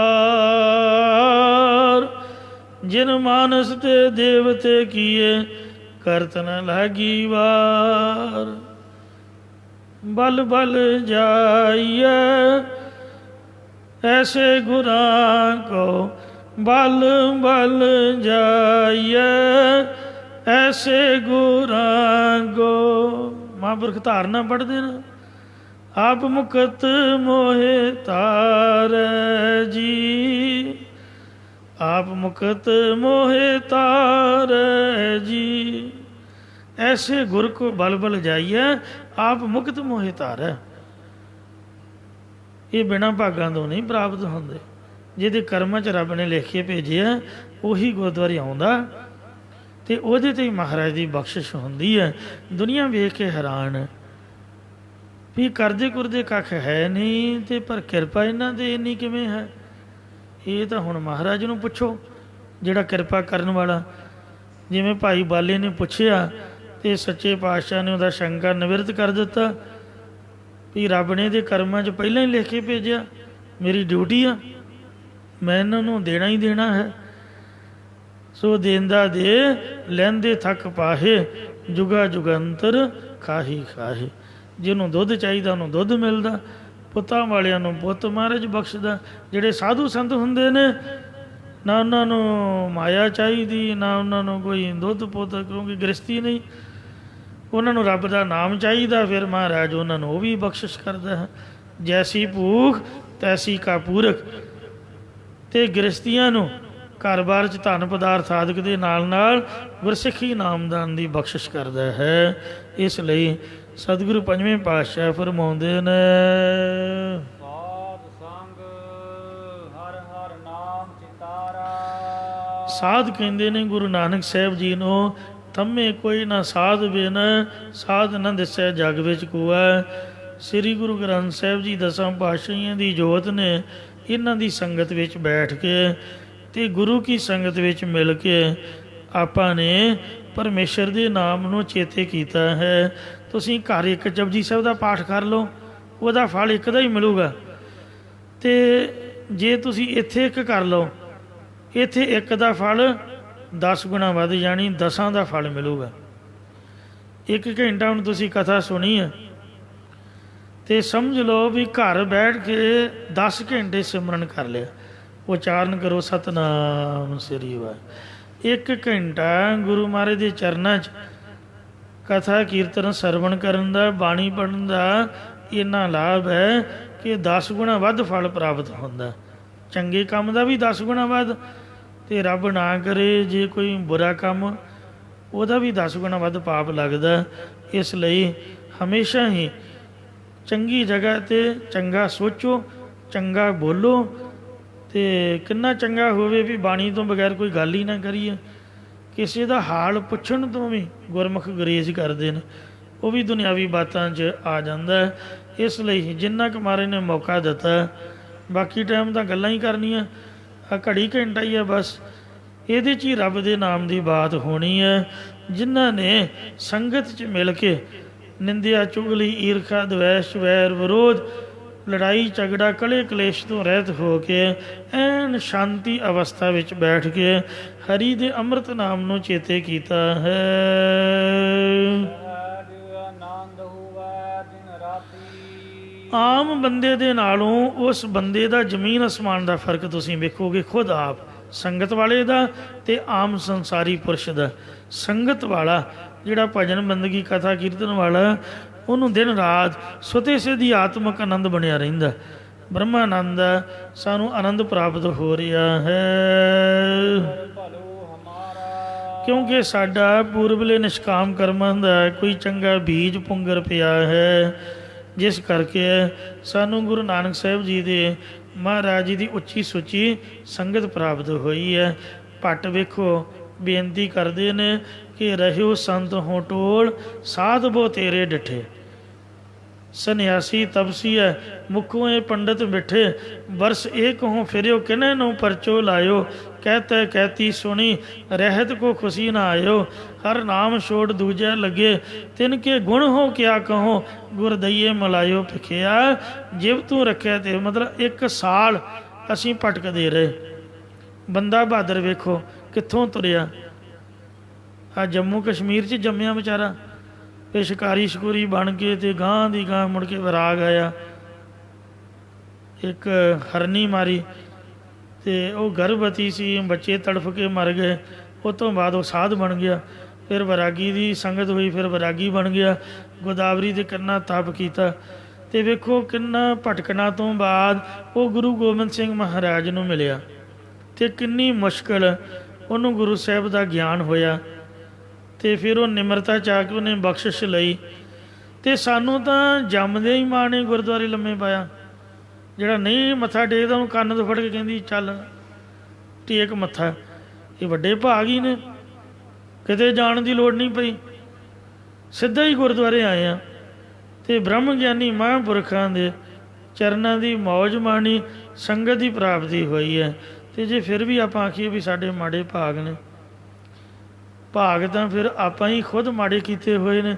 ਮਹਾਰਾਜ ਨੇ ਤਾਂ ਸਾਡੀ ਇੰਨੀ ਮਦਦ ਕੀਤੀ ਆ, ਪੰਜਾਬ ਦੀ ਧਰਤੀ ਤੇ ਪੰਜਾਬੀ ਮਾਂ ਸਾਨੂੰ ਦਿੱਤੀ, ਸੋਹਣਾ ਬੜਾ ਪਰਿਵਾਰ, ਗੁਰਸਿੱਖੀ, ਅੰਮ੍ਰਿਤ ਦੀ ਦਾਤ, ਸੰਗਤ, ਗੁਰਦੁਆਰਾ। ਵੇਖੋ ਦੁਨੀਆ ਤਰਸਦੀ ਆ ਤੇ ਕਿੱਡੀ ਕਿੱਡੀ ਦੂਰ ਤੋਂ ਵੇਖੋ ਰਾਗੀ ਢਾਡੀ ਪ੍ਰਚਾਰਕ ਆਪਦੇ ਦਰਸ਼ਨ ਕਰਨ ਆਉਂਦੇ ਨੇ।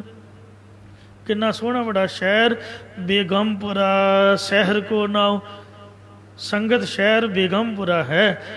ਦੁਖ ਅੰਦੋ ਨਹੀਂ ਤੇ ਠਾਉ, ਨਾ ਤਸਵੀਸ ਗਰਾਜ न माल, खौफ न खता न तरस जुआल। अब मैं खूब वतन गए पाई, ऊहाँ खैर सदा मेरे भाई। कायम दायम सदा पातशाही, दो मनासी एक सुआही। आबा दान सदा मशहूर, ऊहाँ गणी बसे मामूर। त्यों त्यों सैल करे ज्यों भावै, महर महल ना को अटकावै। कह रविदास कलाश चमारा, ਜੋ ਹਮ ਸੈਰੀ ਸੋ ਮੀਤ ਹਮਾਰਾ। ਜੇ ਫਿਰ ਵੀ ਆਪਾਂ ਬਾਣੀ ਨਾ ਪੜ੍ਹੀਏ, ਇੰਨੇ ਗੁੜ ਕੇ ਵੇਖੋ ਛਪਾ ਛਪਾ ਕੇ ਪ੍ਰਬੰਧਕਾਂ ਨੇ ਰੱਖੇ ਹੋਏ ਨੇ ਬਿਨਾਂ ਹੀ ਪੈਸੇ ਤੋਂ। ਕੋਈ ਚੁੱਕ ਕੇ ਪੜ੍ਹੇ ਤਾਂ ਸਹੀ, ਸਾਡੇ ਮਨ 'ਚ ਸ਼ੌਂਕ ਹੀ ਨਹੀਂ ਵੀ ਅਸੀਂ ਘਰ ਲੈ ਕੇ ਜਾਈਏ, ਨਿਆਣੇ ਸਾਡੇ ਕਿਤੇ ਵੇਖ ਕੇ ਭੁੱਲ ਭੁਲੇਖੇ ਫੜ ਕੇ ਪੜ੍ਹਨ ਹੀ ਲੱਗ ਪੈਣ। ਬਿਲਕੁਲ ਸ਼ੌਂਕ ਨਹੀਂ, ਮਹਾਰਾਜ ਮਾਫ ਕਰਨ। ਸੋ ਸੰਗਤ ਦੀ ਚੜ੍ਹਦੀ ਕਲਾ ਹੈ, ਗੁਰੂ ਕੀ ਸਾਥ ਸੰਗਤ ਦਿਨ ਰਾਤ 24 ਘੰਟੇ ਵੇਖੋ ਇੱਥੇ ਮਹਾਰਾਜ ਦਾ ਭਜਨ ਕਰਦੀ ਹੈ, ਬੰਦਗੀ ਕਰਦੀ ਹੈ। ਇਹ ਪੁਰਾਣੇ ਜਨਮਾਂ ਦਾ ਕੋਈ ਪਿਛਲਾ ਵਾਹਿਗੁਰੂ ਨੇ ਚੰਗਾ ਲੇਖ ਸਾਡੇ ਮੱਥੇ 'ਤੇ ਲਿਖਿਆ, ਜਿਸ ਕਰਕੇ ਗੁਰੂ ਸਾਹਿਬ ਦੇ ਦਰਸ਼ਨ ਹੋ ਰਹੇ ਹਨ।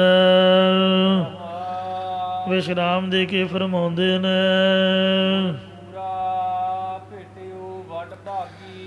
ਐਵੇਂ ਨਾ ਸਮਝਿਓ ਵੱਡੇ ਭਾਗਾਂ ਦੇ ਨਾਲ ਪੂਰੇ ਗੁਰੂ ਸਾਹਿਬ ਜੀ ਮਿਲੇ ਹਨ, ਜਿਨ੍ਹਾਂ ਦੇ ਪਾਰਾਵਾਰ ਦਾ ਕੋਈ ਅੰਤ ਨਹੀਂ ਹੈ।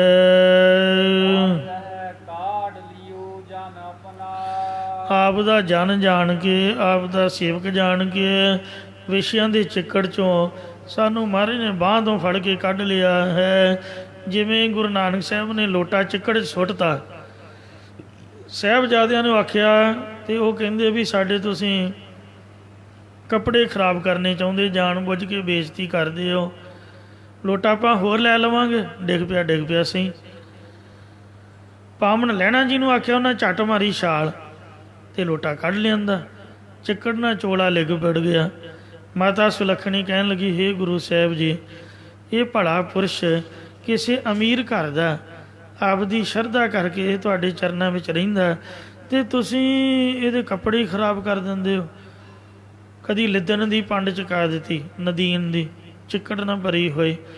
ਤੇ ਹੁਣ ਤੁਸੀਂ ਇਹਨੂੰ ਚਿੱਕੜ 'ਚ ਵਾੜ ਕੇ ਲੋਟਾ ਕਢਾਇਆ ਹੈ, ਵੇਖੋ ਕਿੰਨੇ ਕੱਪੜੇ ਗੰਦੇ ਹੋ ਗਏ। ਮਹਾਰਾਜ ਨੇ ਆਖਿਆ ਸਤਿਨਾਮ ਸ੍ਰੀ ਵਾਹਿਗੁਰੂ ਵਾਹਿਗੁਰੂ। ਇਹ ਸੁਲੱਖਣੀ ਮੈਂ ਭਲਾ ਇਸ ਭਲੇ ਪੁਰਸ਼ ਨੂੰ ਕਿਉਂ ਬੇਇੱਜ਼ਤ ਕਰਾਂਗਾ? ਇਹ ਅਮੀਰ ਘਰ ਦਾ, ਸੱਚਮੁੱਚ ਹੀ ਅਮੀਰ ਘਰ ਦਾ, ਮੈਂ ਕਿਉਂ ਇਹਨੂੰ ਕਮੀ ਦੇ ਵਿੱਚ, ਘਾਟ ਵਿੱਚ ਲਿਆਵਾਂਗਾ? ਮੈਂ ਤਾਂ ਇਹਦਾ ਭਲਾ ਕਰ ਰਿਹਾ ਹਾਂ। ਮੈਂ ਵੇਖ ਰਿਹਾ ਵੀ ਇਹ ਕਿਵੇਂ ਦੁਨੀਆ ਨੂੰ ਬਾਹਰ ਕੱਢੇਗਾ। ਇਹਨੇ ਸੁਲੱਖਣੀ ਲੋਟਾ ਬਾਹਰ ਨਹੀਂ ਕੱਢਿਆ, ਚਿੱਕੜ ਦੇ ਵਿੱਚ, ਦਲਦਲ ਦੇ ਵਿੱਚ ਫਸੀ ਹੋਈ ਕਲਯੁਗੀ ਦੁਨੀਆ ਨੂੰ ਬਾਹਰ ਕੱਢ ਲਿਆ ਹੈ। ਇਹ ਕਈਆਂ ਦਾ ਭਲਾ ਕਰੂ, ਤੂੰ ਵੇਖੇਂਗੇ। ਇਹ ਮਹਾਰਾਜ ਨੇ ਬਖਸ਼ਿਸ਼ਾਂ ਭਰੇ ਬਚਨ ਕੀਤੇ। ਸਤਿਗੁਰੂ ਜੀ ਨੇ ਵਿਸ਼ਿਆਂ ਦੇ ਚਿੱਕੜ ਦੇ ਵਿੱਚੋਂ ਜਿਹੜੇ ਜ਼ਹਿਰ ਦੀ ਤਰ੍ਹਾਂ ਹਨ, ਉਹਦੇ ਤੋਂ ਆਪ ਦੇ ਪਿਆਰਿਆਂ ਨੂੰ ਬਾਹਰ ਕੱਢਿਆ ਹੈ। ਜਿਹਦੇ 'ਚ ਈਰਖਾ ਵਿਸ਼ਿਆਂ ਦਾ ਜ਼ਹਿਰ ਭਰਿਆ ਹੋਇਆ ਹੈ, ਸੰਸਾਰ ਤੋਂ ਸੰਗਤ 'ਚ ਲਿਆ ਕੇ ਮੁਕਤੀ ਦੇ ਕਿਨਾਰੇ 'ਤੇ ਪਹੁੰਚਾ ਦਿੱਤਾ। ਸਤਿਗੁਰਾਂ ਨੇ ਆਪ ਦੇ ਉਪਦੇਸ਼ ਕਮਾਉਣ ਵਾਲੇ ਜਾਣ ਕੇ ਸਾਡਾ ਜੰਮਣ ਤੇ ਮਰਨ ਕੱਟ ਦਿੱਤਾ ਹੈ। ਮੁੜ ਕੇ ਦੁਬਾਰਾ ਸੰਸਾਰ ਵਿੱਚ ਜੂਨੀਆਂ ਰੂਪ ਦਰਵਾਜ਼ੇ ਦਾ ਦੁੱਖ ਹੁਣ ਭੋਗਣਾ ਨਹੀਂ ਪਏਗਾ। ਮੁੜ ਕੇ ਦੁਆਰਿਆਂ ਵਾਲੇ ਸਰੀਰ ਦੇ ਵਿੱਚ ਪੈ ਕੇ ਦੁਖੀ ਨਹੀਂ ਹੋਵਾਂਗੇ, ਜਾਂ ਜੰਮਣ ਮਨ ਰੂਪੀ ਸੰਕਟ ਦਾ ਦਰਵਾਜ਼ਾ ਪ੍ਰਾਪਤ ਨਹੀਂ ਹੋਵੇਗਾ। ਸਤਿਗੁਰੂ ਮਹਾਰਾਜ ਫਰਮਾਉਂਦੇ ਕਿ ਅਸੀਂ ਗੁਰਾਂ ਦੁਆਰਾ ਮਾਲਕ ਪਰਮੇਸ਼ਰ ਦੀ ਓਟ ਫੜੀ ਹੈ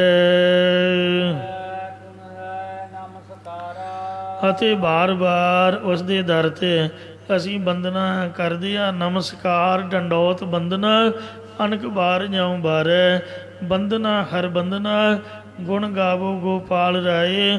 ਅਸੀਂ ਗੁਰੂ ਸਾਹਿਬ ਨੂੰ ਹੀ, ਜਿਹਦੇ ਤੋਂ ਬਖਸ਼ਿਸ਼ਾਂ ਲਈਆਂ, ਉਹਨੂੰ ਹੀ ਮੱਥਾ ਟੇਕਦੇ ਹਾਂ। ਮੱਸਿਆ ਸੰਗਰਾਂਦ, ਕੜਾ ਪ੍ਰਸ਼ਾਦ ਇੱਥੇ ਕਰਾਈਏ, ਰਸਤ ਪਾਣੀ ਦਾ ਇੱਥੇ ਚਾੜੀਏ, ਡੇਲੀ ਇੱਥੇ ਕਥਾ ਕਰੀਏ, ਸੁਣੀਏ। ਅਤੇ ਜਦ ਕੋਈ ਦੁੱਖ ਕਲੇਸ਼ ਆ ਬਣੇ ਅਤੇ ਉਦੋਂ ਅਸੀਂ ਕਿਸੇ ਬਾਬੇ ਨੂੰ ਜਾ ਕੇ ਮੱਥਾ ਟੇਕੀਏ, ਕੋਈ ਝਾੜਾ ਕਿਸੇ ਪੀਰ ਫਕੀਰ ਕੋਲੋਂ ਕਰਾਈਏ, ਉਦੋਂ ਵੀ ਇੱਥੇ ਆ ਕੇ ਅਰਦਾਸ ਕਰੋ। ਪੰਜਵੇਂ ਪਾਤਸ਼ਾਹ ਸ੍ਰੀ ਗੁਰੂ ਅਰਜਨ ਦੇਵ ਜੀ ਨਾਮ ਦੁਆਰਾ ਪ੍ਰਾਪਤ ਹੋਏ ਮਹਾਨ ਸੁਖ ਬਾਰੇ ਦੱਸ ਰਹੇ ਨੇ।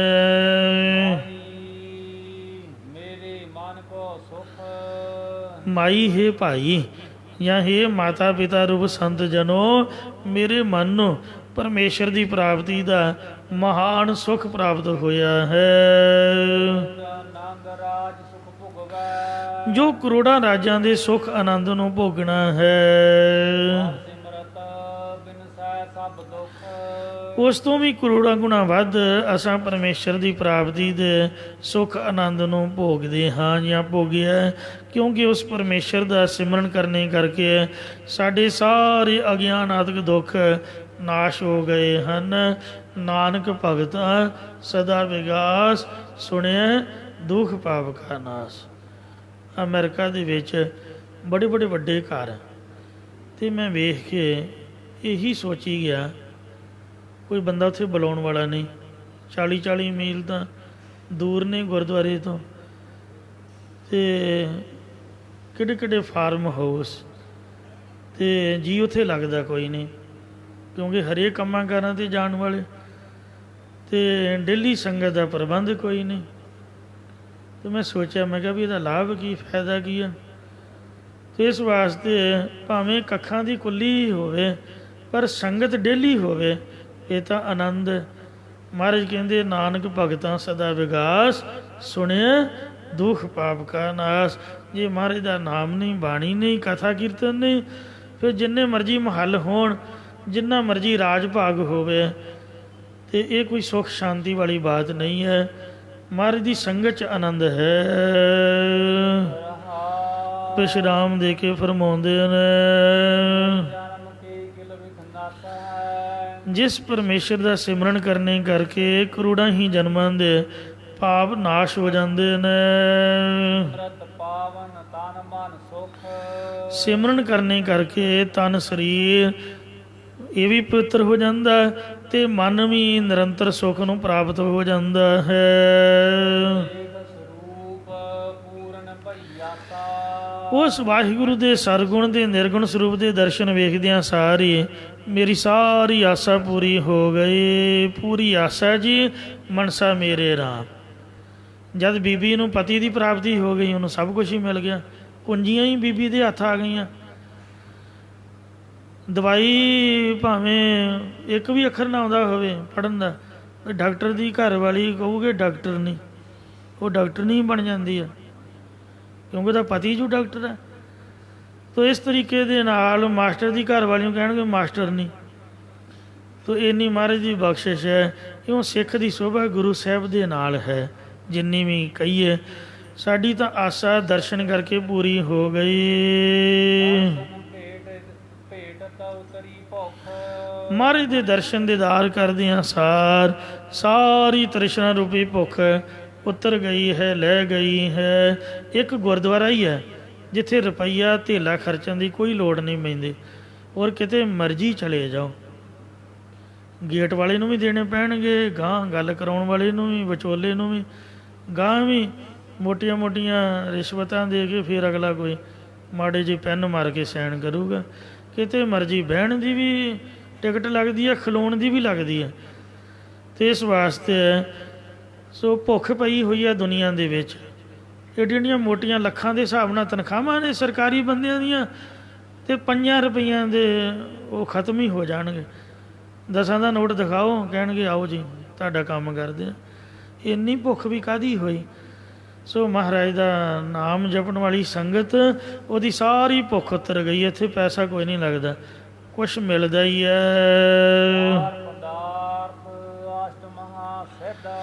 ਐਵੇਂ ਝੂਠ ਬੋਲੀਏ, ਸਾਨੂੰ ਤਾਂ ਮਹਾਰਾਜ ਨੇ ਚਾਰੇ ਪਦਾਰਥ ਦਿੱਤੇ ਨੇ। ਦੁਨੀਆ 'ਚ ਚੀਜ਼ ਮਾਰਕੀਟ 'ਚ ਬਾਅਦ ਆਉਂਦੀ ਹੈ, ਸਾਡੇ ਕੋਲ ਮਹਾਰਾਜ ਪਹਿਲਾਂ ਭੇਜ ਦਿੰਦਾ। ਧਰਮ ਵੀ ਦਿੱਤਾ, ਅਰਥ ਪੈਸਾ ਵੀ ਦਿੱਤਾ ਜਿੰਨਾ ਕੁ ਲੋੜ ਵਾਲਾ, ਅਤੇ ਕਾਮਨਾ ਵੀ ਪੂਰੀਆਂ, ਅਤੇ ਮੁਕਤੀ ਰੂਪ ਪਦਾਰਥ ਵੀ ਦਿੱਤੇ ਨੇ। ਮਹਾ ਸਿੱਧ ਰਿਧੀਆਂ ਸਿੱਧੀਆਂ ਅਣਮਾ ਮਹਿਮਾ ਲਗਮਾ ਗਰਮਾ, ਹੱਥ 'ਚ ਬਰਕਤ ਵੀ ਦਿੱਤੀ ਹੈ।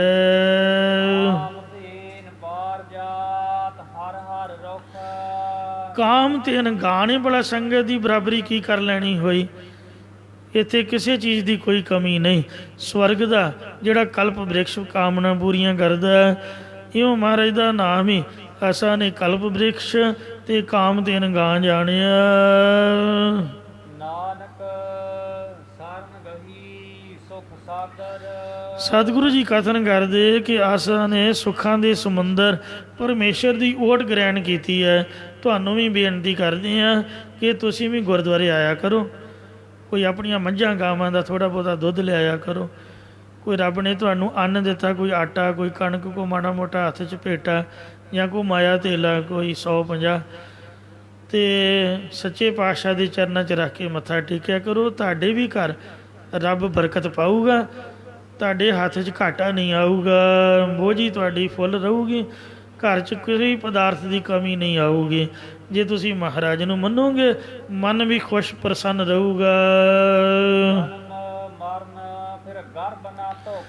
ਫਿਰ ਮੁੜ ਕੇ ਜੰਮਣ ਮਰਨ ਦੇ ਗੇੜ 'ਚ ਮਾਤਾ ਦੇ ਗਰਭ ਜੂਨਾਂ ਦਾ ਦੁੱਖ ਨਹੀਂ ਲੱਗੇਗਾ, ਮੁਕਤੀ ਵੀ ਹੋ ਜਾਏਗੀ। ਇਹ ਮਹਾਰਾਜ ਨੇ ਆਪ ਦੀ ਅਵਸਥਾ ਦੱਸੀ ਹੈ, ਗੁਰਮੁਖਾਂ ਦੀ ਅਵਸਥਾ ਦੱਸੀ ਹੈ, ਸਾਧ ਸੰਗਤ ਦੀ ਬਖਸ਼ਿਸ਼ ਦੱਸੀ ਹੈ, ਗੁਰੂ ਦੀ ਕਿਰਪਾ ਦੱਸੀ ਹੈ। ਜਿਹਨੇ ਲੈਣੀ ਹੈ ਭਾਈ, ਉਹ ਮਹਾਰਾਜ ਦੇ ਚਰਨਾਂ 'ਚ ਅਰਦਾਸ ਕਰੀਏ। ਸੱਚੇ ਪਾਤਸ਼ਾਹ ਦੀਨ ਦਿਆਲ ਭਰੋਸੇ ਤੇਰੇ, ਸਭ ਪਰਿਵਾਰ ਚੜ੍ਹਾਇਆ ਬੇੜੇ। ਬਖਸ਼ਿਸ਼ਾਂ ਦਾ ਘਰ ਨੇ, ਭੁੱਲਾਂ ਚੁੱਕਾ ਖਿਮਾ ਕਰਨੀ ਹੈ, ਅੱਗੇ ਤੋਂ ਸਮਤ ਬਖਸ਼ਣੇ।